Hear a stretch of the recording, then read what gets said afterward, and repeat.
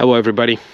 Today I want to show you a vehicle that probably most of you hate, and myself included, although I don't hate it too much, but I would never buy one. I am a former Camry owner from 2007, but this is a 2001 Toyota Camry, and it is unlocked, and I just want to kind of spend some time with it, hopefully show you. And you know, this is arguably the car that kind of killed American cars, because so many people bought them and so many people stopped buying, you know, Tauruses and Impalas.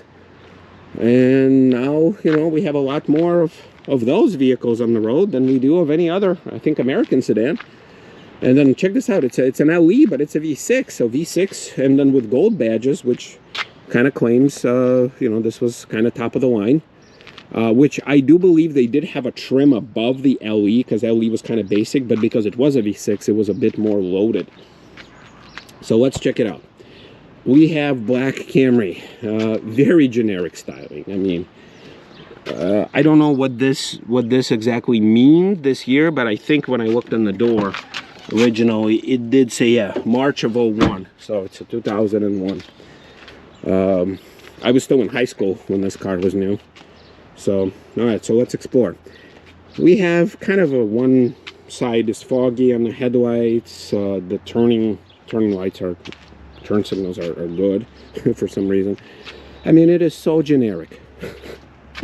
But so many people bought it, not caring that it's a generic. So, kudos for that, I guess. See, look, even though it's a V6 LE, you have hubcaps. And it's not apologizing for it either. It still sold a ton of them.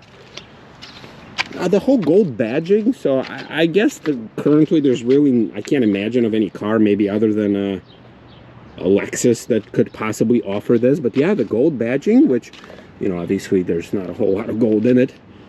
And it's plated, it's not solid, obviously. But, you know, that was an option back then. And I've seen a lot of people, you know, go for it. Let's look inside. So, how basic is this thing? Oh God, it is so basic. Look, cloth on the doors. And you know, I noticed that right now, I think Malibu puts cloth on like its dash. You see, but this styling, this type of idea, putting cloth everywhere, like it's the same cloth that's on the seat. I mean, that's kind of old. All right, so it's got cloth. You got auto down, not up. Traction control, okay. The little coin box there, power mirrors.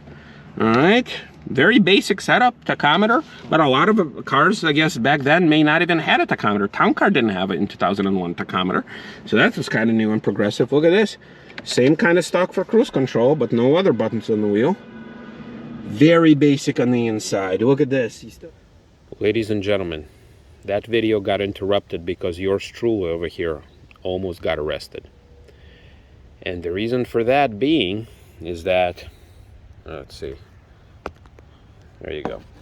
Reason for that being is because I was filming over there, and you know, at the point when the video stopped was I heard some like radio chatter in the background. I didn't really, you know, think too much of it, but I turned around, I turned my head, you know, out of that car, and there was a police officer standing on a bicycle, started asking me questions. And then about 30 seconds later, a squad car pulled up, Ford Explorer, and a second officer came out of there. And at that point, I really started crapping my pants because I honestly thought I was going to get arrested. And he, you know, the one on the bicycle was asking me all the questions. The other one was there probably as a backup, or to use a computer, or, you know, in case if I got violent or something, you know, subdue me, or I don't know. Or give chase if I started driving away, which I obviously didn't. So gave me, you know, asked me, hey, what's your ID? You know, give me your ID. I gave her ID. He went into the squad car, obviously started punching in my info. Now, keep in mind that prior to this incident, my only interaction with police was during a traffic stops. I had a few speeding tickets, and I think I had a ticket for running a stop sign in my very early days. I started driving at the age of 16, and I had a couple speeding tickets, and my last ticket was probably around circa 2013, 2014.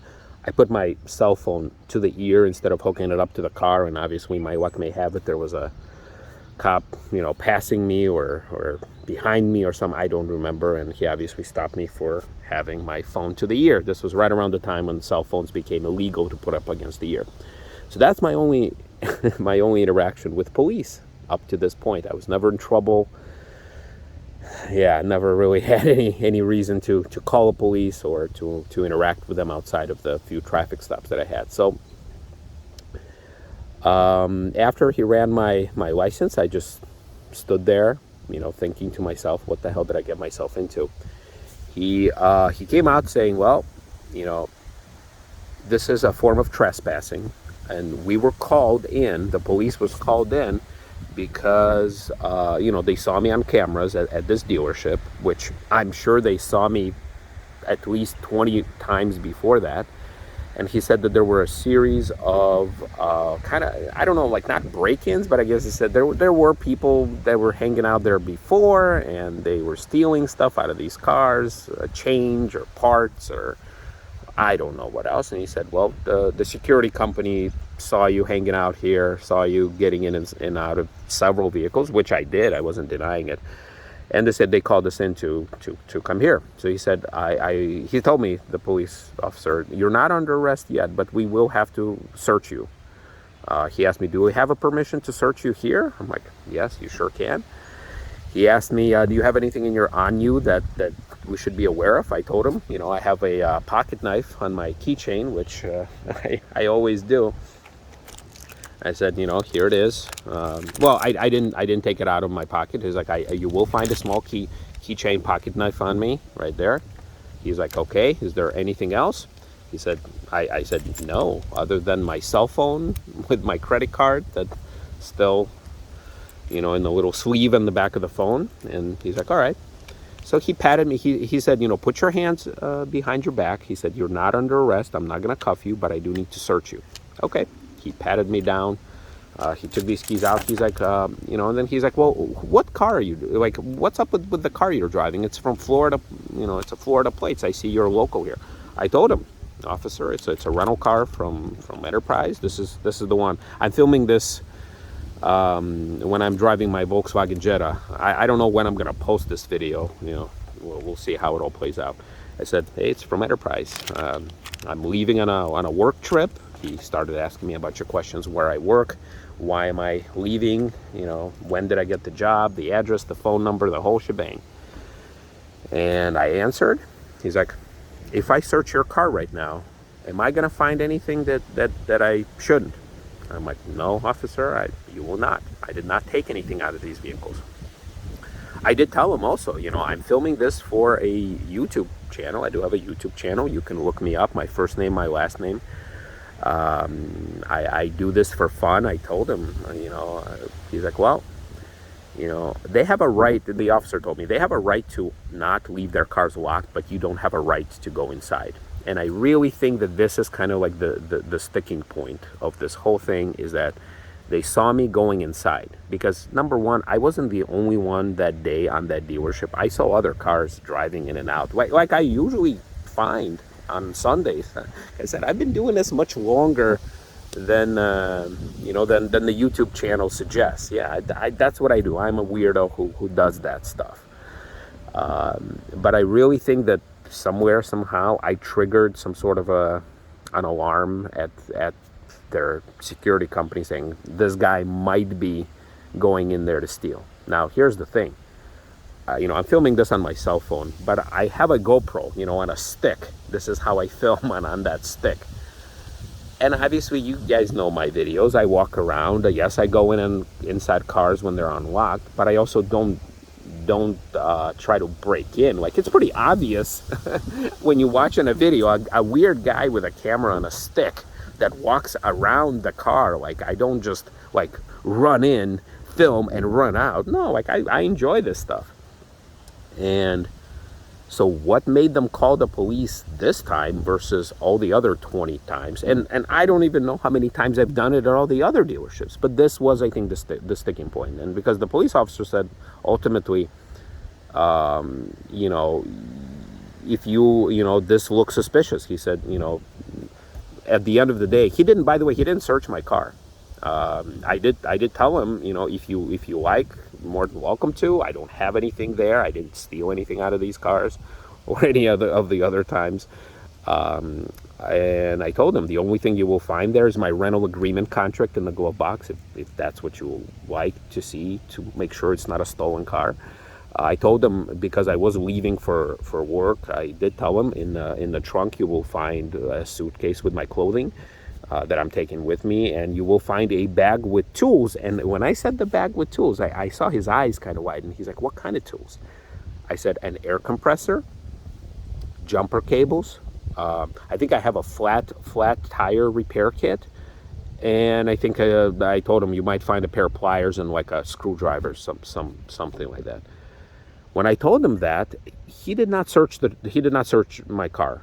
He did open, I think, the driver's door or something, or passenger's door. He looked inside, probably, because once again, everything that I did is on camera. Now it's on my camera, on my GoPro, which I shared with him. I'm like, I was filming, officer. I was very nice and polite, and so were they, by the way. I was not treated, like a criminal, just yet. And I told him, like, I have footage of exactly what I did with these cars. I'm like, I didn't touch anything. No coins were taken out. No part. No nothing. No, I told him that. He did not search my car. I mean, he was more than welcome to if he wanted to. And by the way, the whole time I'm standing there with my hands kind of like this behind my back, like this. Well, you guys can't see it, but you're gonna have to trust me. And he said, at the end of the day, after I stood there for about, 15 minutes probably, thinking to myself, what the hell is about to happen? What did I get myself into? He did tell me, he said, okay, hey, everything you said so far checked out. You're not under arrest. You're free to go. If the dealership, presses any charges, or if we have any other questions or anything else, we will be in touch. He asked me for the best phone number to reach me, which is my cell phone number. He obviously knows where I work and where I live. I'm local. This is within like 6. Oh God, somebody's here with a dog. He said, you will hear from us if there's ever a need, but you're free to go. He said, don't do this again. And once again, the biggest sticking point was the fact that I was going inside the cars. He didn't really question me of like filming. He didn't say, well, you don't have a right or permission to film here. He didn't technically even tell me like, well, you shouldn't be here when the dealership is closed. The one thing that I could understand, he said, well, you're going into these cars to a security, you're not, he told me, like, you can look at the cars, but most customers are up front where they can kind of be seen all the times in the back. He said, you do realize there's cameras all over the place. I'm like, of course I do. I know, I'm not trying to hide. I wasn't even wearing a mask. I'm like, I'm not trying to hide, sir, officer. I'm here for my own pleasure more than anything else. And I told him, I promise you, I will not be doing this again. I guarantee you this, and I will not. So I was free to go. I was shaking. I was standing there thinking, oh my God. I wasn't really afraid of like being even arrested, because I understand just because you're arrested doesn't mean you're convicted, and or you're whatever. I don't know what the legal terms are. What are you? Just because you're being suspected doesn't mean you're going to be arrested. Just because you're arrested doesn't mean you're going to be prosecuted. Because you're prosecuted doesn't mean that you're proven guilty. So I wasn't afraid of like going to jail or, but I was afraid of, how's it going to look to my employer where I can't, be there Monday morning for this road trip, because I'm arrested. Or because my trip was delayed because I was questioned in the police the police department. I was thinking, just how is this gonna look, because ultimately I didn't steal anything. They couldn't, like, if the dealership tries to go after me, I mean, they can. I'll hire a lawyer and I'll deal with it. But I don't know what is the penalty for trespassing. It's a fine. I'm assuming it's some sort of a fine. I don't know, but so far, I'm filming this on a Thursday, and this happened past Sunday. This is June 17th, so this happened, 4 days ago. Yeah, but that's what happened. And like I said, I was treated nicely. I treated them with the utmost respect and courtesy. At one point, it was really hot to be standing next to their police interceptor, but I was thinking, like, if I take a step or two back, they might think that I'm running. I don't know how to behave myself, so I was like, officers, excuse me, it's getting really hot standing next to this car. May I move back a few steps? I said, go right ahead. I moved very carefully a couple steps, still with my hands behind my back, not handcuffed, but I kept my hands exactly where they told me to keep them the entire time. Because ultimately, I was thinking to myself, like, this is how this happens, like some sort of an altercation, the person under questioning, in this case me, could move a certain way, and then a police officer who might be more jumpy than the next one think that I'm being, that the other person is running away, or start mouthing off to the officers, like, well, what are you gonna do? What, I didn't do anything, who are you to, like, frisk me? No, I'm not gonna give you a right to frisk me. I'm calling, a lawyer. You hear, ultimately, I felt like if I behave the least threatening way, the most polite, and I'm a customer service manager, okay, I know how to behave myself around people. I thought, the faster it's going to be over, the nicest outcome is going to happen if I cooperate, if I tell the truth, if I don't try to act like an asshole. Well, the wind is really picking up. And I hope that, the best outcome, and that's actually what happened. So this is where I'm going with this. Going forward, and I don't know when I'm going to post this, and I have a lot of backlog footage that luckily I wasn't almost arrested for. Not yet, at least. Going forward, I will still be visiting dealerships when they're closed, but I will not be pulling on door handles, because I definitely don't want to repeat this experience. It was, semi-traumatic for me. I think of myself as a law-abiding citizen, but at the same time, it's kind of hard to say, no, that's not what it looks like, when I don't have a right to be there and they're right. And although the video that I posted, some time ago about, it was what I'm doing illegal, and a lot of you said anything from, yes, it's trespassing, yes, you can get arrested, yes, you can have police call on you, yes, somebody can shoot you, yes, somebody can start, kicking your ass. Yeah, technically all those things are true, and now this is the wake-up call. Now, if I go maybe another year and a half or 2 years, maybe this incident will never repeat itself, but at the same time, there's always a chance, right? And even though I'm not afraid of really, being arrested anytime soon, at least, I definitely don't want to repeat this experience, thinking, like, what's going to happen. So, the channel, I will keep doing what I'm doing. I mean, I have plenty of other stuff other than my, dealership visits. I'll keep doing it. But even if I visit a dealership when they're closed, I will not be. I'll film the car. I'll talk about it. I'll post some pictures that I'll find that's relevant. But yeah, this guy does not want to be frisked. Does not want to be questioned again. Definitely does not want to think that at some point they're gonna say, well, we know you didn't do anything, but we need to take you in because somebody wants to press charges or something. I don't know how this whole thing works. So that's what happened. I hope you guys find this interesting. I hope you understand if I'm going to start filming in a little bit different way. I enjoy going inside these cars. I definitely don't want to cause any trouble, and I definitely don't want to put myself at risk of, because honestly, I mean, if I'm in whatever I film in that neighborhood, which is my neighborhood, I live like 5 minutes away from there, at that point, they kind of have me on a radar. They're going to be like, look, dude, we told you this. We let you go the first time. What are you doing this again? Like, are you asking to be arrested?